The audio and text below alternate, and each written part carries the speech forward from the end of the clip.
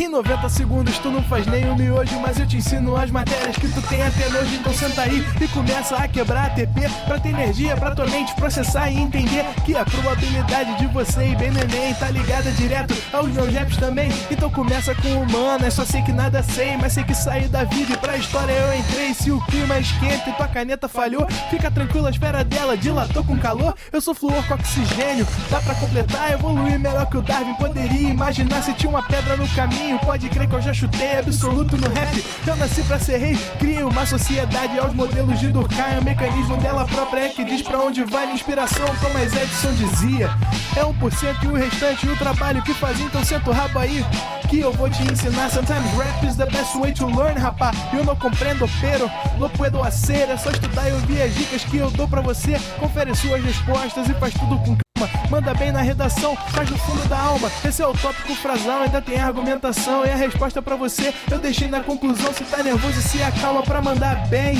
E se liga nos vídeos que eu te preparo pro Enem. Fala, rapaziada! Estamos ao vivo em mais uma transmissão do Pro Enem. Sejam todos bem-vindos. Meu nome é Adilson, sou professor de Biologia e hoje a aula é grátis. Corre lá que ainda dá tempo. Manda um hashtag no Pro Enem ao vivo, você vai avisar pras amigas, humilha as inimigas, você lacra o negócio das inimigas, que eu não gosto de falar essa palavra feia aqui na internet ao vivo. Mas sejam todos muito bem-vindos, rapaziada. Estava com muita saudade, porque eu me acostumei àquele ritmo de sempre trabalhar com aprovadores para você mais cedo. E como hoje não estivemos juntos nos aprovadores, você teve que aturar o Arthur mais cedo. O Arthur e o Rômulo. O Rômulo chegou a aparecer no comecinho também, né? Então, como você teve que aturar o Rômulo e o Arthur mais cedo, eu sei que sua vida não foi tão alegre, não foi tão bacana, não foi tão feliz. Mas agora estou aqui para corrigir todos esses problemas e mais.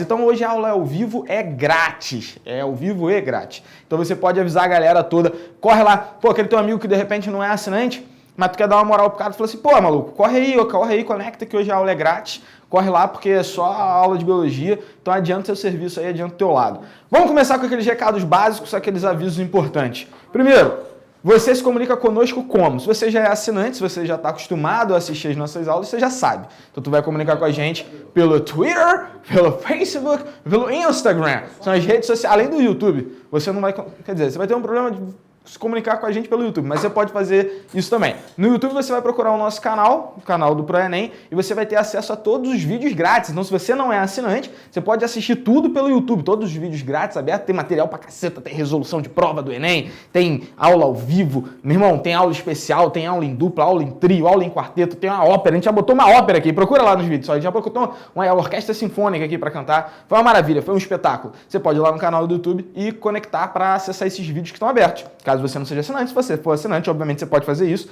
And more. Eu ia falar and more e saiu um e more. Enfim, você entendeu.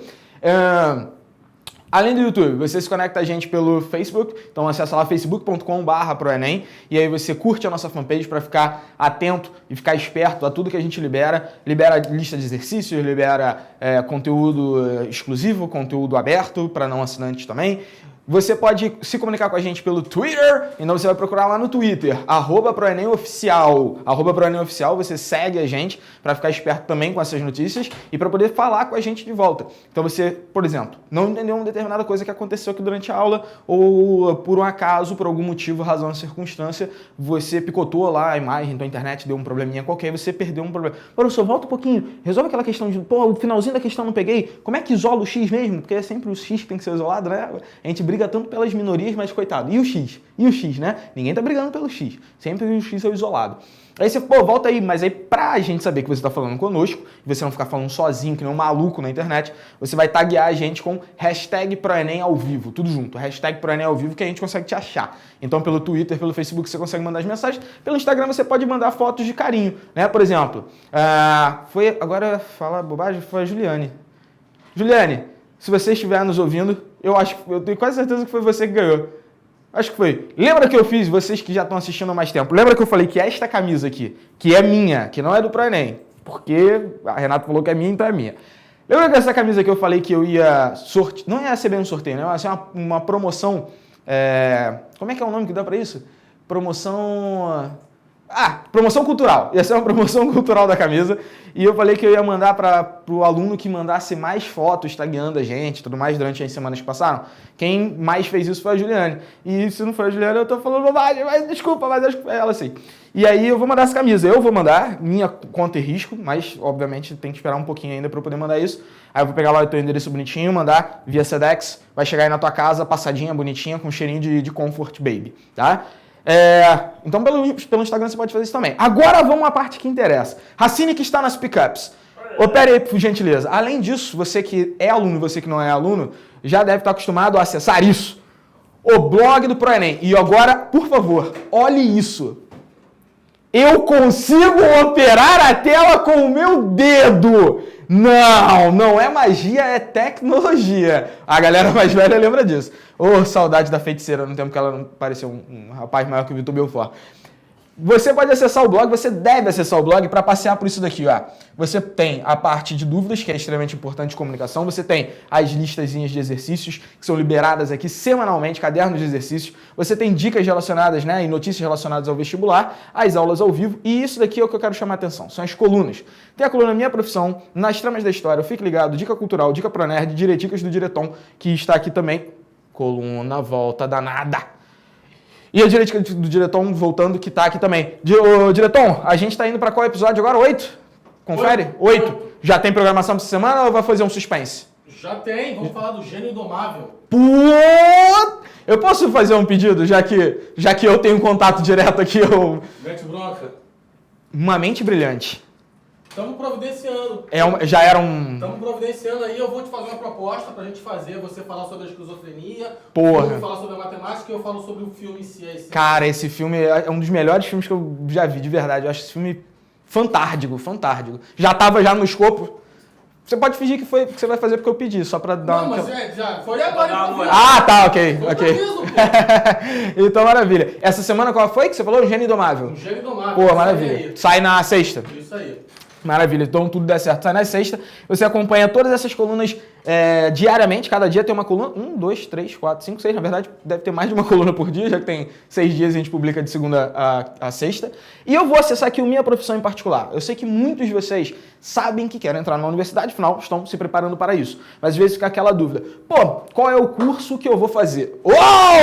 Voltamos. Qual é o curso que eu vou fazer? Porque eu sei que eu quero ter um futuro, estudar, eu quero me preparar, então eu quero ter uma bagagem acadêmica para me sustentar, né? Me sustentar profissionalmente, né? Não financeiramente necessariamente, mas sustentar profissionalmente. Mas não sei ainda exatamente qual curso que eu vou fazer. Então você vai aqui no Minha Profissão e você vai acessar a coluna. Essa semana a gente tá brincando com gastronomia. A gente pode passar aqui para baixo, ó. Além de gastronomia, semana passada foi a coluna de História, que foram com os dois professores de História aqui do ProEnem, o professor Paulo Apris e o professor Ramon Serra. Se você for descendo mais, antes de História, na semana anterior, a gente teve, eu lembro de cabeça agora rápido, fonoaudiologia. Então você vai descendo aqui, tu vai acessando vários episódiozinhos. Eu vou abrir aqui um de fonoaudiologia, por exemplo, pra você ver como é que é. Ó, continue lendo, tu acessa lá. Tem um monte, obviamente já estamos na semana 18, então já são 18 profissões comentadas. Não esquece de dar like, de twittar essa parada, de deixar comentário, porque eu sei que você está gostando ou não. Se tiver algum probleminha, pô, eu não gostei desse formato, a gente muda, né? Afinal, tem que ficar interessante para vocês, tá? Bom, como é uma coluna, tem uma coluna de texto, tá? Uma coluna que é mais ou menos uma resenha do que eu conversei com a galera nesse episódio. Ó, estou ouvindo ao fundo algo. Essa voz sexy. Eu reconheço essa voz sexy. Tá saindo no micro.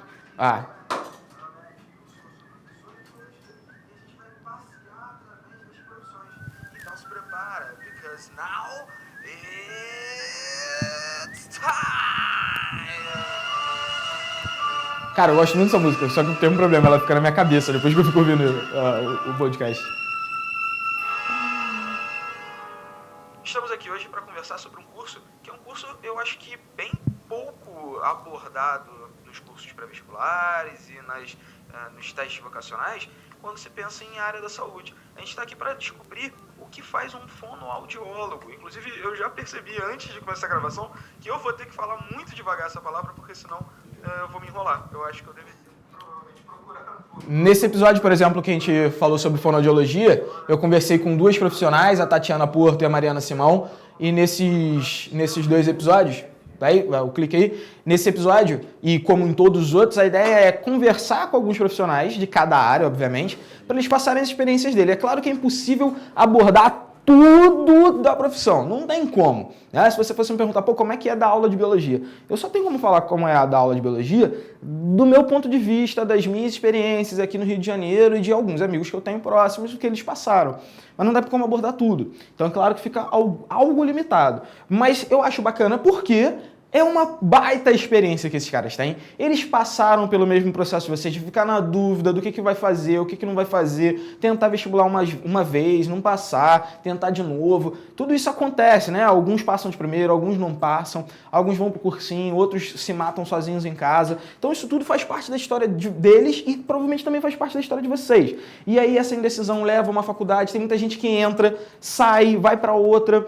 E aí passa pela faculdade, disciplinas fáceis, disciplinas difíceis e festas e não sei o que, e fecha e vai pro mercado de trabalho. Toda uma experiência, toda uma bagagem. Como é que é o mercado de trabalho? Caraca, ralei, não ganhei dinheiro no começo. O Ramon mesmo, por exemplo, falou, eu faria história tudo de novo, mas pela grana no começo era brabo. Pela grana no comecinho eu pensaria 2 vezes. O curso é maravilhoso, a profissão é linda, mas no começo foi brabo de grana. Depois as coisas foram se tranquilizando, normalizando e hoje eu tô com uma renda ok, tô com uma renda que me agrada, que me mantém.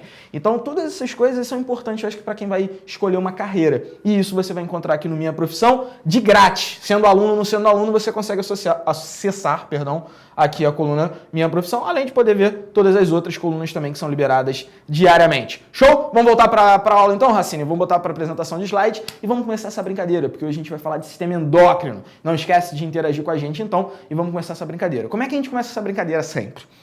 Você tem que puxar energia. Você puxa energia do cosmos, você puxa uma energia intercinética, intergaláctica, interdinâmica e você se prepara. Nas picapes alguém vai estourar esse som se ninguém for abaixar esse som. Então eu vou mandar. Você se prepara, because now it's time,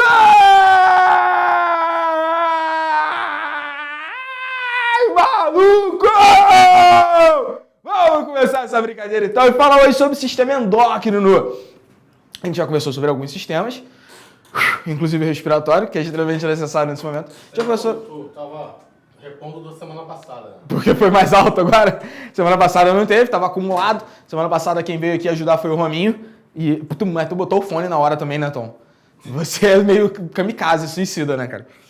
O Rhodes, quando tá aí, ele faz o contrário. Nessa hora, especificamente, ele tira o fone, que ele é cagão, arregão, mas o Tom não. O Tom é italiano, né? Italiano é assim. Ele tá ali com o charuto dele, acariciando um gato, que apareceu aqui de repente, sozinho. Ninguém tinha previsto esse gato, ele tá ali acariciando o gato. E aí, de repente, ela põe o fone no ouvido e assim vai. Bom, o que eu ia falar? A gente já trabalhou vários sistemas ao longo das aulas ao vivo, ao longo das aulas gravadas, vocês já viram vários outros também. E o sistema endócrino é um dos mais importantes, porque ele é um sistema de controle. Tem 2 formas de você controlar um negócio chamado de homeostase. E aí o primeiro parênteses, o que é a homeostase? Quando a gente fala em homeostase corporal, homeostase de um indivíduo, homeostase orgânica, isso equivale a falar em equilíbrio, tá? Não é equilíbrio de ficar em pé e não tontear para um lado nem para o outro. Não é esse tipo de equilíbrio, não. Ainda que esse também faça parte. Mas é o equilíbrio fisiológico, geral. Então, por exemplo, se eu bebo água demais, vai me dar vontade de fazer xixi. Eu preciso eliminar esse excesso de água. Senão minha pressão sanguínea vai subir pra caramba. Se eu faço xixi demais, está muito quente, estou transpirando, estou fazendo xixi, pelo contrário, vai me dar sede. E eu vou precisar beber mais água. Se eu entro num lugar que está muito frio, eu começo a tremer. E essa contração e relaxamento muscular rápido libera energia para produzir mais calor. Se está calor e eu vou para um ambiente muito quente, eu começo a suar para equilibrar a temperatura corporal. Então repara que todos esses mecanismos de equilíbrio de um lado para o outro, isso fazem parte da homeostase. É o que te permite se manter vivo, saudável, né, estável. Quem é que controla a homeostase? O sistema endócrino e o sistema nervoso. O sistema nervoso, a gente já passou, se eu não me engano, por alguma coisa dele. A gente já falou sobre o tecido nervoso, se eu não me engano, ao vivo. Mas o sistema nervoso, com certeza, gravado, bonitinho. Então hoje vamos falar sobre o sistema endócrino. Tem 3 tipos básicos de glândula, tá? Um desses tipos é a glândula exócrina. Esse prefixozinho aqui, ó, exo, você deve estar mais ou menos acostumado com ele, mas se não tá, vamos lembrar. Exo ou exo vem de fora. lado de fora, externo. Então uma glândula exócrina é uma glândula que vai pegar uma secreção qualquer e vai liberar essa secreção num ducto, vai liberar essa secreção através de um ducto em uma cavidade corporal ou para o lado de fora do seu corpo mesmo. Importante esse conceito. Imagina uma glândula como uma glândula lacrimal. Ela vai produzir, obviamente, a lágrima. Essa lágrima vai ser depositada nos olhos, lado de fora do seu corpo, né? A superfície externa do seu corpo, glândula exócrina. Uma glândula sudorípara vai fazer aquela bela pizza, aquela brotinha ali de 4 queijos arrumada, aquela que leva uma bela camada de gorgonzola. Sim, é uma glândula exócrina, tá jogando pro lado de fora do seu corpo. Uma glândula como uma glândula mamária, característica de todos os mamíferos, vai eliminar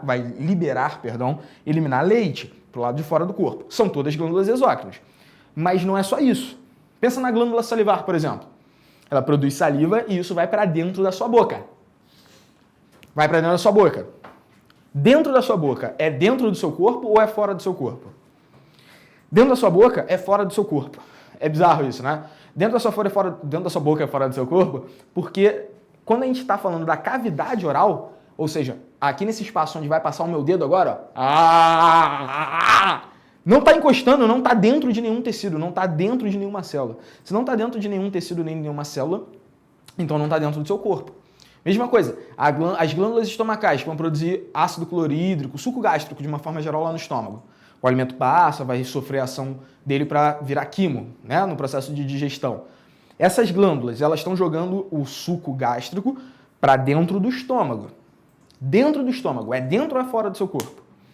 Dentro do estômago é fora do seu corpo, porque, mais uma vez, ele está sendo jogado numa cavidade corporal, está fora do tecido. Se está fora do tecido, está fora do corpo.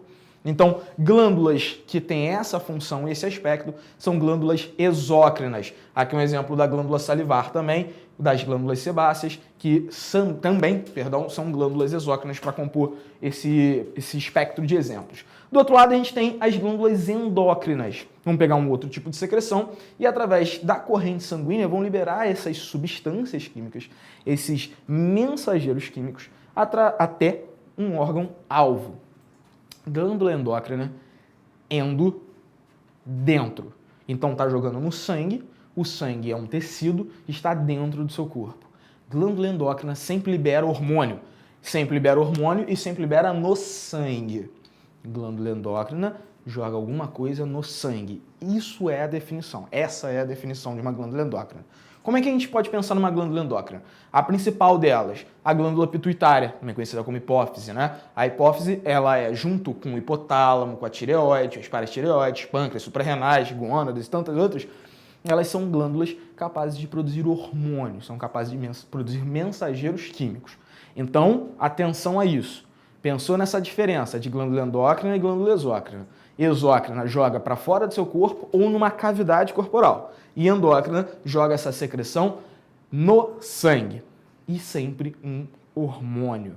Maravilha? Outro ponto importante, e a gente já estudou isso juntos em aula ao vivo. A partir de que tipo de tecido a gente forma uma glândula? Isso você vai me dizer, porque eu sei que a gente já passou e que você sabe essa parada. Como é que a gente forma uma glândula durante o desenvolvimento embrionário? Como é que a gente forma uma glândula endócrina e como é que a gente forma uma glândula exócrina? Tem diferença ou é a mesma parada? Manda pra mim com a hashtag ProEnem ao vivo. Ah, professor, eu não tô acostumado porque eu não sou aluno. Pô, faz um Twitter rapidinho, é muito rápido de fazer. Tu faz um Twitter ou pelo Facebook aí que você tá assistindo a gente, tu manda com a hashtag ProEnem ao vivo e manda essa resposta pra mim. Tem um terceiro tipo de glândula, que não é endócrina nem exócrina, que são as chamadas glândulas mistas ou glândulas anfícrinas. Esse prefixozinho anfi, ele é de comportamento duplo, né? Anfi, ela é tanto uma glândula exócrina quanto é glândula endócrina. Ela tem as duas funções na mesma glândula. O melhor exemplo, talvez, de glândula anfícrina, de glândula mista, é a glândula, que talvez uma das principais do seu corpo, que é o pâncreas. O pâncreas ele tem uma função endócrina na produção de dois hormônios extremamente importantes, que são o glucagon e a insulina. A gente vai trabalhar esses dois hormônios daqui a pouquinho, então não vou nem adiantar muito a história. Mas por serem hormônios, têm que ser jogados na corrente sanguínea e através da corrente sanguínea vão desempenhar o seu papel. Do outro lado, esse mesmo pâncreas vai liberar o suco pancreático, que é jogado no interior do duodeno, o primeiro segmento do intestino delgado. Repara, se está jogando para dentro do duodeno e o duodeno é uma cavidade, então o suco pancreático ele não pode ser considerado uma secreção endócrina. Tem que ser uma secreção exócrina.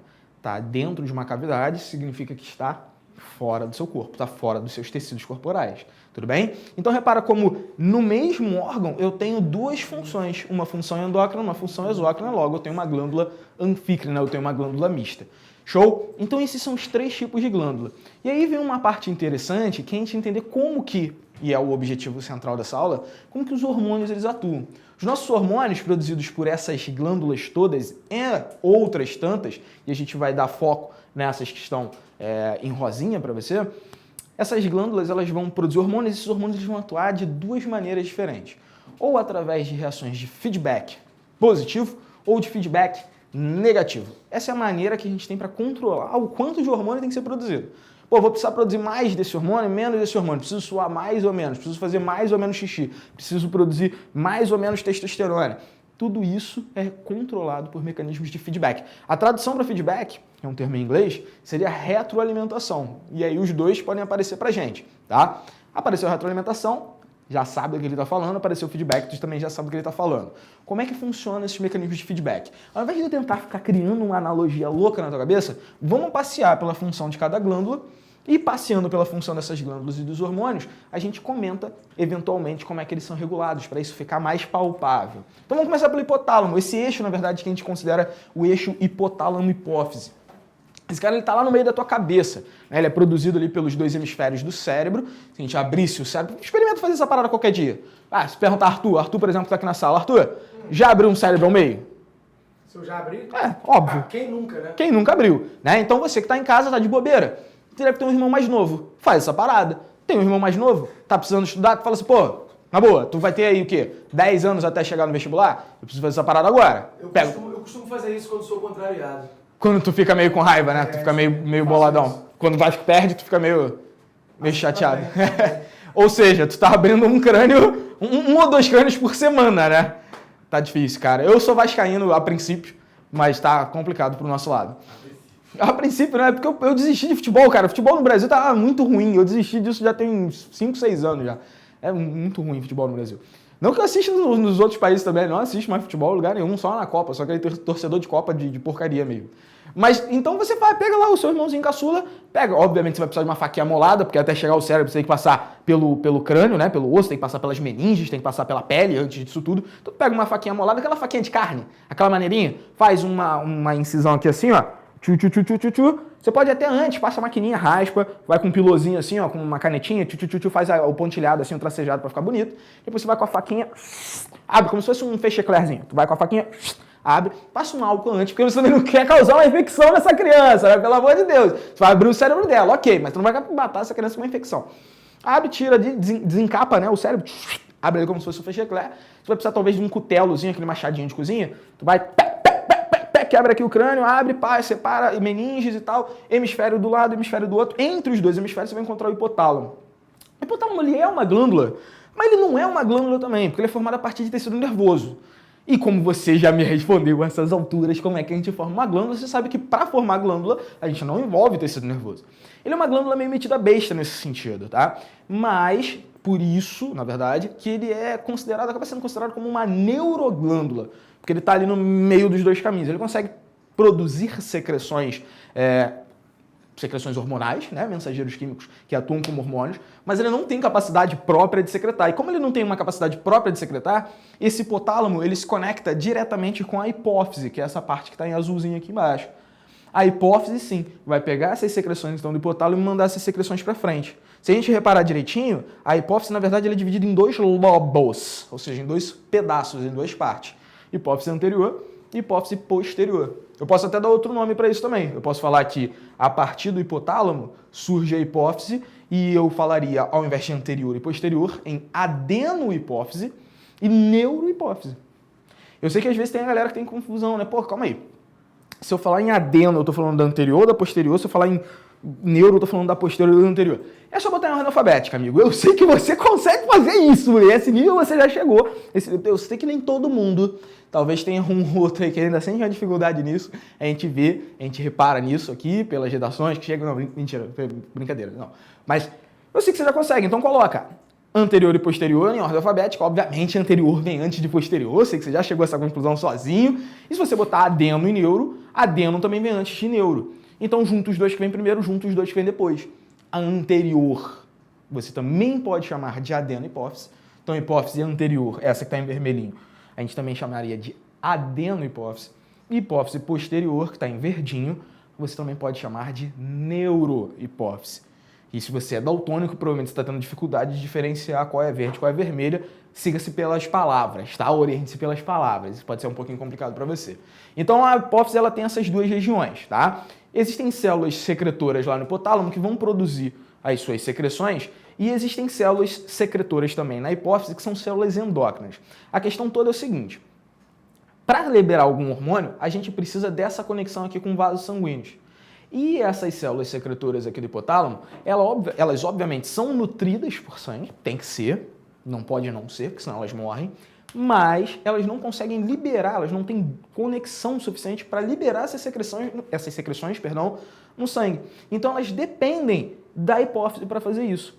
Se a gente parar para pensar, hipófise posterior é a mesma coisa que neurohipófise, hipófise anterior é a mesma coisa que adeno-hipófise. Olha que dificuldade na sua vida.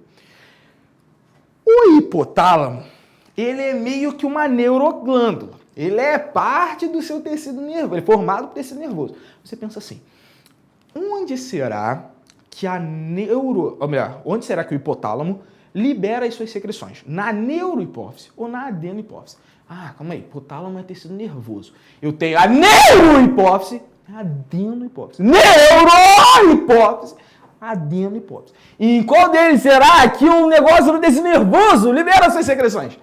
Ele libera na neurohipófise.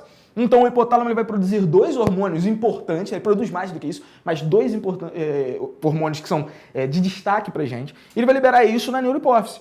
E a neurohipófise é responsável por mandar isso para a corrente sanguínea. A adeno-hipófise não, ela produz os seus próprios hormônios. Ela tem um tecido glandular e ela produz seus próprios hormônios que vai liberar também na corrente sanguínea, tá? Então se a gente para pensar, quais são os hormônios produzidos por essa glândula? Lá do hipotálamo, aí a gente vai produzir a ocitocina e o hormônio antidiurético. Esses caras vão ser liberados então aqui na hipófise, e repara que ela está mais para trás um pouquinho, na hipófise posterior ou neurohipófise, e esses caras têm funções muito importantes.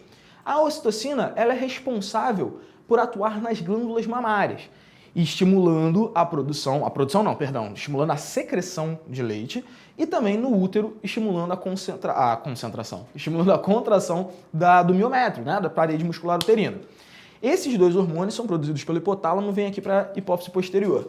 Na hipófise anterior, existe uma série de outros hormônios que são produzidos por ela. Incluem a prolactina, as gonadotrofinas, o hormônio tireotrófico, o hormônio, e esse tem um nome bacana pra caramba, adrenocorticotrófico, que você pode chamar de ACTH apenas, porque você é carinhoso, você é aquele cara tipo pillow talk, sabe? Depois de uma boa noite de amorzinho com o hormônio, você já dormiu com um livro de biologia, você já sonhou com Darwin, você tem esse tipo de liberdade, você já acendeu um cigarro, já foi na padaria, já comprou um queijo, um presunto, uma mortadela pra fazer um sanduíche pro cara. Então você pode chamar o adrenocorticotrópico de ACTH, não tem problema.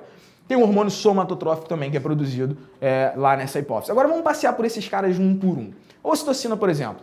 A ocitocina ela é um hormônio responsável, como eu falei, por ir até as glândulas mamárias e estimular a secreção do leite. Então a mulher grávida vai aumentar a sua produção de ocitocina ali para o último trimestre, principalmente, da gravidez, e essa ocitocina estimula a secreção de leite.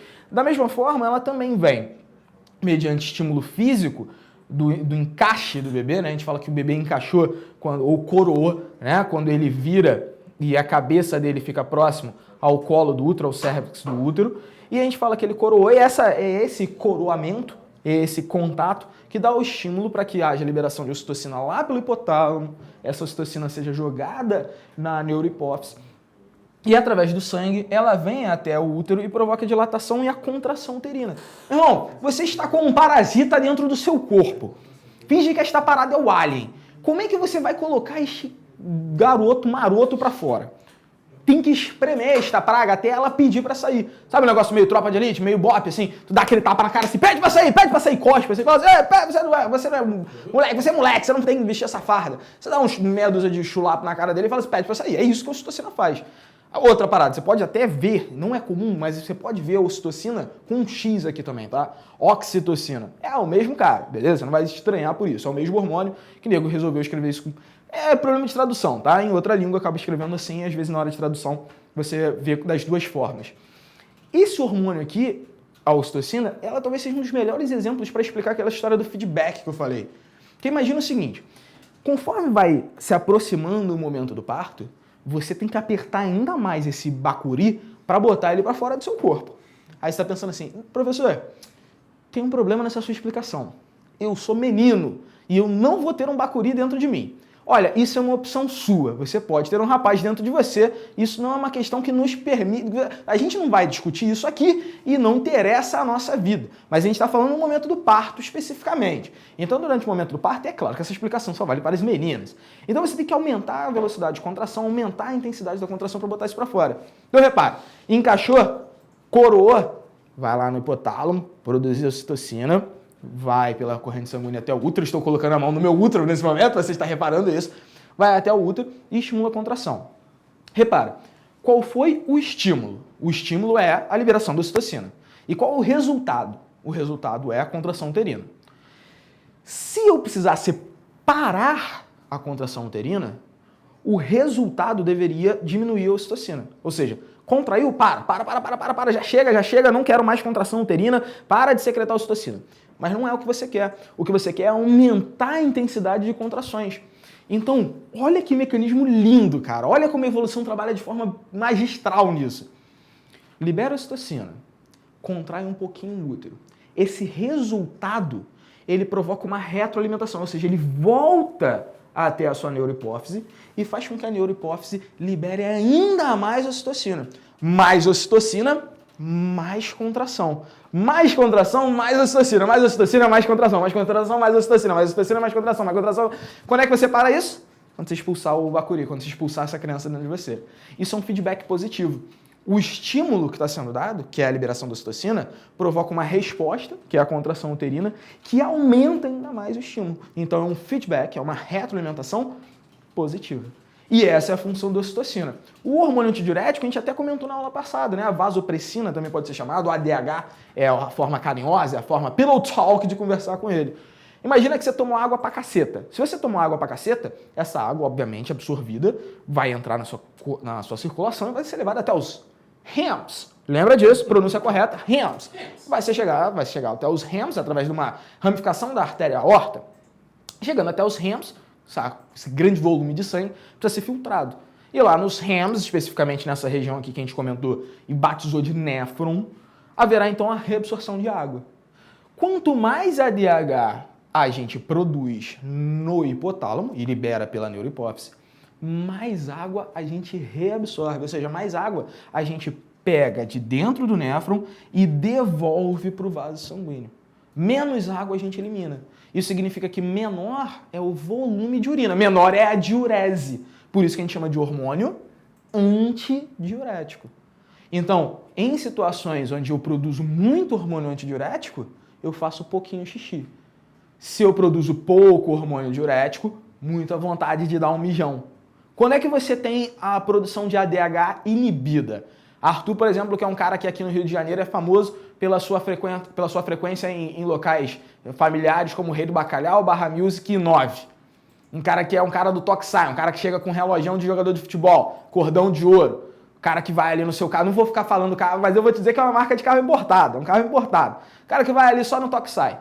Chega lá, pede aquele combo caprichado, aquele combo de 3 por R$5. Catuaba, caipirinha, vodka, tequila. Eu tô falando aqui 3, mas tô falando mais bebidas, né? Eu frequento asilos e orfanatos fazendo trabalho voluntário. Junto com os órfãos de Trinidad e Tobago. Com os anões órfãos de Trinidad e Tobago. Justo. O álcool, que pelo que o Arthur está explicando pra gente, não é consumido por este nobre professor, mas este álcool, caso fosse consumido pelo nobre professor, iria atuar lá na neurohipófise, na verdade ia atuar no hipotálamo, e inibir a produção de ADH. Então quando você bebe, o álcool inibe a produção de ADH. Por isso que quanto mais você bebe, mais vontade dá ir ao banheiro. Você fala assim, não, mas peraí, professor, cerveja dá mais vontade. Você primeiro que não tinha que saber isso, porque a maioria de vocês é menor de idade, tá? Mas vamos considerar que sejam maiores de idade. Você fala assim, pô, professor, cerveja dá mais vontade de ir ao banheiro do que vodka. Sim, porque como cerveja tem menos álcool, pela lógica seria o contrário. Só que cerveja, ela tem ali 3,5% de álcool. Vamos pegar a Itaipava, a Itaipólvora da vida. Acabamos de perder um anunciante, né? Vou pegar uma Itaipólvora da vida, ela tem ali 3,5% de álcool, mas isso é em 350 ml. Então você está, por mais que você esteja colocando pouco álcool para dentro, você está colocando muito volume de líquido. Então, obviamente, você vai sentir mais vontade de ir ao banheiro. A vodka, ela tem 40% de álcool, acho que é isso mais ou menos, mas você bebe menos. A ingestão volumétrica é menor. Então, obviamente, menos água, menos elevação de pressão sanguínea, você não afeta tanto assim a produção de ADH a curto prazo. A longo prazo, obviamente, você vai sentir vontade de ir ao banheiro pra caramba, tá? Então, o álcool, ele influencia aqui, obviamente, diretamente relacionado a quanto de água tem dentro do seu corpo também, né? Se você estiver desidratado, o ADH ele não vai parar de ser produzido assim, porque senão você morre, tá? Então, existe uma regulação dupla aí.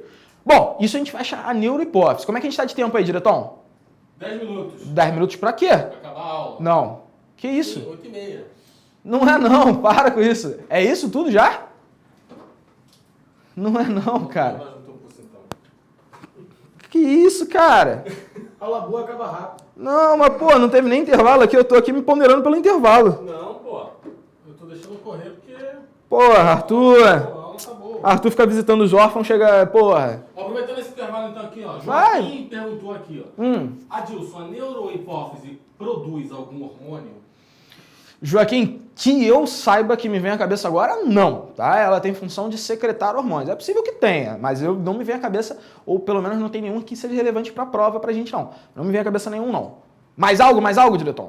Não? Então vida que segue. Vamos lá, então, vamos passar aqui rapidinho. A prolactina é um hormônio produzido agora pela adenohipófise, e essa prolactina ela tem o efeito de estimular a produção de leite materno. Então ela vai até as glândulas mamárias e estimula a produção, e a ejeção desse leite vai ser culpa de quem?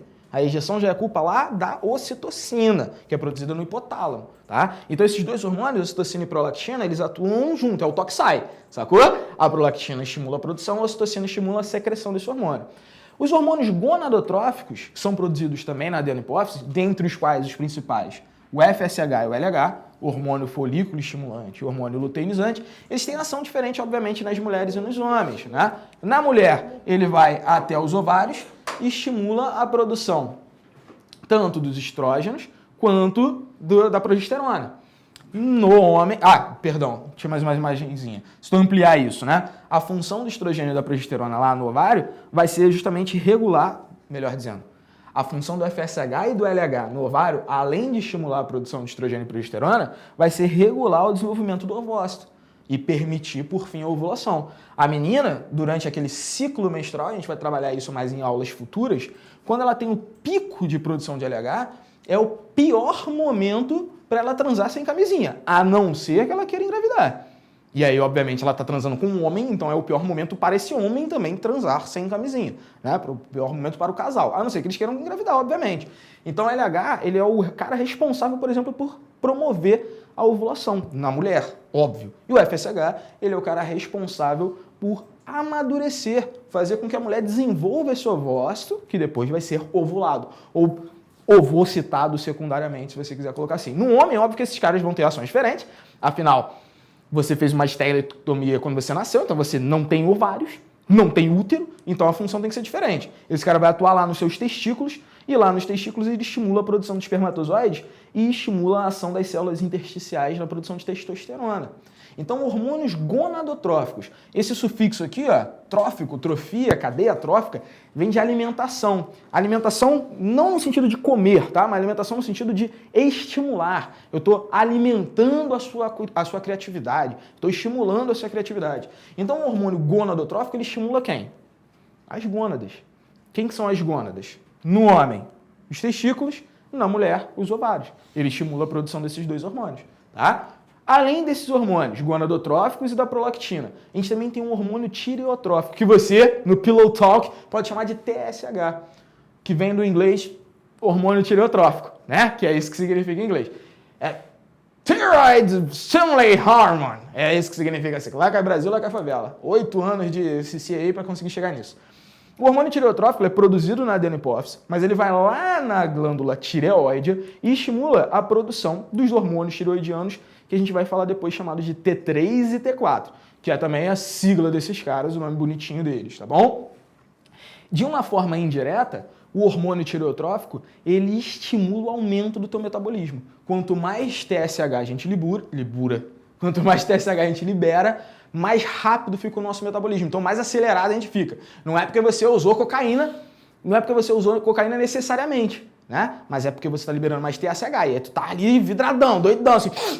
Aquela com cartão de crédito, assim, separando ali o pó de giz, sacou? Isso é a ação do TSH sobre a tireoide na liberação de T3 e T4. Esse hormônio, por exemplo, já é um efeito, ele tem um efeito muito legal da gente analisar, que ele serve como exemplo de feedback negativo. Lembra que a ocitocina, né, a gente usou como exemplo de feedback positivo, e aqui tem um de feedback negativo. Porque imagina o seguinte, eu preciso aumentar meu metabolismo, eu preciso acelerar minha pressão, acelerar minha frequência cardíaca, aumentar minha pressão, aí eu vou, libero TSH, o TSH vai até a tireoide e produz mais T3 e T4. Aí tu fica com o coração disparadão. Imagina que isso fosse um feedback positivo. Quanto mais rápido o teu coração batesse, mais TSH tu ia liberar. E aí mais rápido ainda teu coração ia bater. Ou seja, na segunda dose ali de TSH, teu coração explode. Aqui não, aqui a gente tem um feedback negativo. O TSH, que é o estímulo, tem como resultado a produção de T3 e T4 pela tireoide. Quando o T3 e T4 começam a subir demais, eles dão um estímulo para reduzir a produção de TSH. Com menos TSH, você produz menos T3 e T4. Mas quando tem pouco T3 e T4, não tem ninguém para inibir. Então o TSH volta a subir. Subiu o TSH, sobe T3 e T4. Abaixa o TSH, abaixa T3 e T4. É um feedback negativo. Ao invés de um aumentar, o outro aumenta. Um aumenta, outro aumenta. Um aumenta, outro aumenta. Um aumenta, o outro aumenta, abaixa, abaixa. Aumenta, aumenta, abaixa, abaixa. E aí você mantém níveis mais controlados desses dois hormônios. O ACTH, que é aquele do hormônio do nome bonito, né? Adrenocorticotrófico. A gente tem que separar essa palavra em uns 25 termos diferentes aqui para conseguir entender, tá? Trófico a gente já sabe o que significa. Córtico, né? Vem de córtex. Lembra que eu falei com vocês, a medula é tudo que está para o meio, né, de um determinado órgão, de uma determinada estrutura. Córtex é tudo que está mais para fora. Então você tem trilhões de medulas no seu corpo, medula espinhal, medula óssea amarela, medula óssea vermelha, medula renal, medula suprarrenal, e também tem um monte de córtex. Você tem medula, o córtex é o que está mais para fora. Então ele é o córtex de quem? Ele atua sobre o córtex das glândulas adrenais, também conhecidas como suprarrenais, porque elas ficam em cima dos rins. Então eu posso chamar esse cara de forma abreviada de ACTH. ACTH liberado pela adenohipófise vai até as suprarrenais e nas suprarrenais, ou adrenais, que ficam aqui em cima dos rins, a gente estimula a produção de hormônios, que são hormônios corticoides.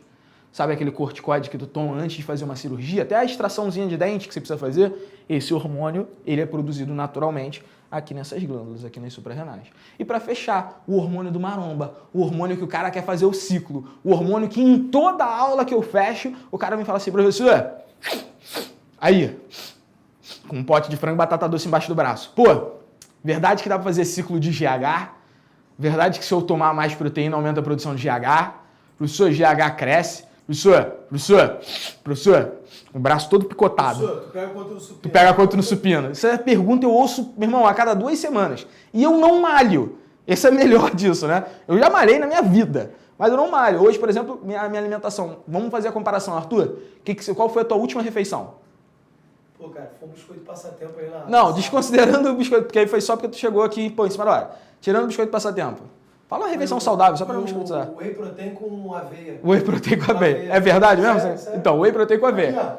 Qual foi minha última refeição? Minha última refeição foi um Mac Cheddar no McDonald's, com batata frita, refrigerante 500ml e depois eu ainda comi um McFlurry. Ainda comi um McFlurry. Olha a diferença do McFlurry do Arthur, com aveia aqui dentro, e do meu, pô, McFlurry de prestígio, bonzão. O somatotrófico, ou STH, ele em inglês é chamado de growth hormone, ou seja, hormônio do crescimento. É justamente o que na infância vai fazer você dar aquela esticada e você ficar grandinho. Eu, por exemplo, tive uma produção relativamente baixa desse hormônio e por isso fiquei com 1,71. Eu falo sim 1,71, eu não vou desprezar esse 1 centímetro, eu não vou falar que eu tenho 1,70, eu tenho sim 1,71. Esse cara ele vai atuar no seu esqueleto, especificamente nessa região aqui, ó, que são as linhas epifisárias, marcadas aqui em cima e marcadas aqui embaixo, que é onde você tem nos ossos longos uma matriz cartilaginosa que permite o crescimento. Na verdade, o GH, o STH, a mesma coisa, ele atua tanto sobre ossos como sobre cartilagens, porque são duas estruturas de sustentação do seu corpo. E são duas estruturas que precisam crescer. E isso provoca o alongamento. Quando você tem pouca produção, por exemplo, dessa, você fala em hipo alguma coisa. Quando você tem muita produção de um determinado hormônio, você fala em hiper alguma coisa. Imagina, por exemplo, uma produção pequena abaixo do normal do hormônio de crescimento. Isso na infância causa nanismo. É um dos motivos que pode levar ao nanismo. O menor homem do mundo, pelo menos era, né? O Kajenda Magar, de 67 centímetros. Isso é muito diferente de pensar, né, cara? Uma pessoa que tem 67 centímetros só. Isso é decorrência de uma produção pequena do hormônio do crescimento durante a infância. Uma produção muito alta de hormônio do crescimento durante a infância já causa o contrário, causa o gigantismo. E aí você tem, por exemplo, eu não sei se esse cara, eu acho que ele ainda é o mais alto. O maluco tem 2,36 metros de altura. O cara, eu lembro desse maluco assim, aparecendo nos programas de TV, meu irmão. A mão do cara Mas é uma raquete. jogador de NBA. Não, mas ele é mais baixo, ele não tem 2,36 não. Mas ele é alto, é 2,20 e pouco, eu acho. Não, eu acho que ele... Bom, eu ia chutar, mas eu acho que ele não chega a isso não. Eu acho que ele tem tipo... Deitado, tu lembra disso? Eu acho que ele chega a uma parada tipo 2,10, um negócio assim. Contei nos paus. Caraca, que péssimo. Mas olha só, uma parada importante. O gigantismo é feito de uma produção alta, uma hiperprodução de GH na infância e adolescência. Porque é quando a gente tem esse pico de produção. Tanto que normalmente você entra ali com 12, 13 anos, você tem aquela estirada, né? Tu dá aquela crescida rápida. Eu já fui um dos mais altos da minha turma, por incrível que pareça. Oh! Eu já fui. Só que isso foi com 13 anos. Depois, sei lá, de 13, 14 anos eu não cresci mais. E aí a galera foi. É da turma dos anões de Trinidad e Tobago. Eu estudava com os anões órfãos de Trinidad e Tobago.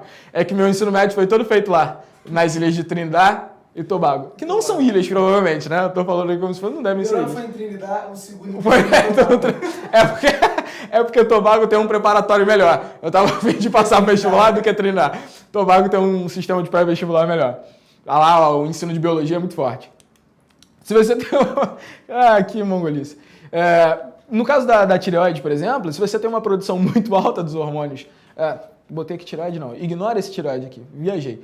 Ignora esse tireoide, tá? Mas se você tem uma produção muito alta de hormônio do crescimento, não tem nada a ver com tireoide. Produzida lá na adenohipófise, a gente acaba produzindo um fenômeno chamado de acromegalia. Não é que você vai ficar grandão. Então imagina o seguinte, na infância e adolescência, tu tá produzindo muito GH, ou STH, lembra que dá na mesma?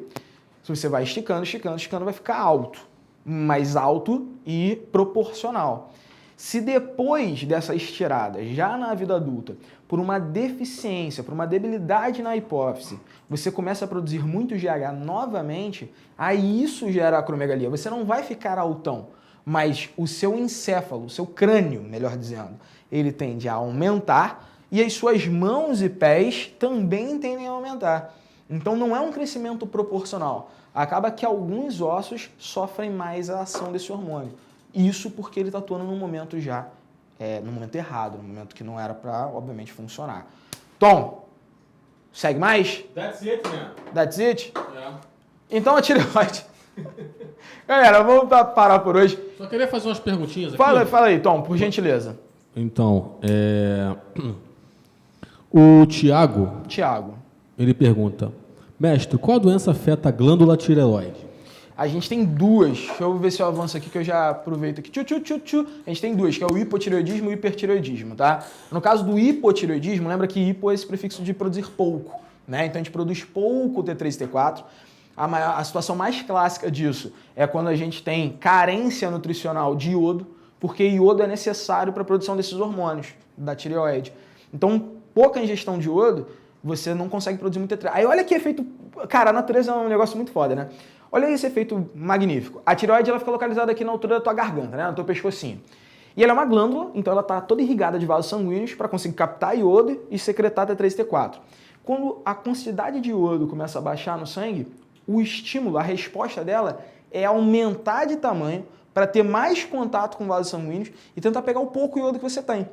Então o hipotireoidismo, que acontece quando você produz pouco T3 e T4, ele gera normalmente uma pessoa mais lenta, uma pessoa que ela fica com a pele muito ressecada porque ela transpira menos, o batimento cardíaco dela fica mais baixinho, né? É tudo efeito T3 e T4. Produziu pouco, isso tudo diminui também. O E aí, metabolismo diminui também? o metabolismo diminui, essa pessoa tende a ganhar peso com muita facilidade. Não é porque ela ganha peso com muita facilidade que ela sofre de hipotireoidismo, né? Mas esse é um dos fenômenos. Lembra do... É a desculpa de todo gordinho. Né? Exato. Gordinho, eu falava isso. Tu come muito? Eu falava, Não, sou... não como muito não, eu tenho tireoide. problema, né? Mas tu lembra que o Ronaldo Fenômeno, ele fala... Bom, sabe Deus se é verdade, mas ele falou que ele tinha essa parada. Isso daqui é um dos fenômenos, né? Que a gente chama de bócio ou papeira. É uma das decorrências. O hipertireoidismo já é o contrário. É quando você produz muito. Pode acontecer o bócio também, porque isso no caso não é aumenta porque precisa pegar mais iodo. Na verdade é um efeito de uma doença autoimune, um sintoma autoimune, e a glândula pode aumentar, você pode gerar o bócio, mas isso aqui é o mais clássico, são esses olhos que ficam saltando. Sabe aquele maluco Caruso, aquele comediante, que o olho dele fica pulando da órbita? Aquilo é um negócio que a gente chama de exoftalmia, exo de para fora, oftalmo de olho. É um fenômeno também do hipertireoidismo. A pessoa fica muito acelerada, a pessoa é muito agitada porque está produzindo muito T3 e T4. E aí não é por nutrição, sacou? É autoimune, a doença afeta a tireoide e você começa a produzir demais. Vai, Tom, mais o quê? Letícia Marques pergunta. Letícia Marques pergunta. Tem como prevenir essas hiperproduções de hormônio? Aí vai depender, Letícia, vai depender muito de qual é a produção que a gente está falando, tá? Na maior parte dos casos, essas hiperproduções são deficiências glandulares. E aí você só consegue contra-atacar isso, se der tempo, com injeção de algum hormônio, com administração de algum hormônio que tenha efeito antagônico, por feedback negativo. Às vezes dá, tá? Mas na maior parte dos casos você não faz isso a tempo e às vezes nem dá para fazer isso, tá? E para fechar aqui, mais uma perguntinha da Letícia Marques. Professor Adilson, quanto você pegava no supino? Ah, mentira, não tem essa pergunta. Tem? Você fechou meu áudio ou você fechou o seu áudio? Fechou meu. Então, rapaziada, eu pegava cotonetinho no supino. Galera, Um traquina de cada lado. um traquina de cada lado, um Mac Melt de cada lado. Um beijo, até semana que vem, tchau!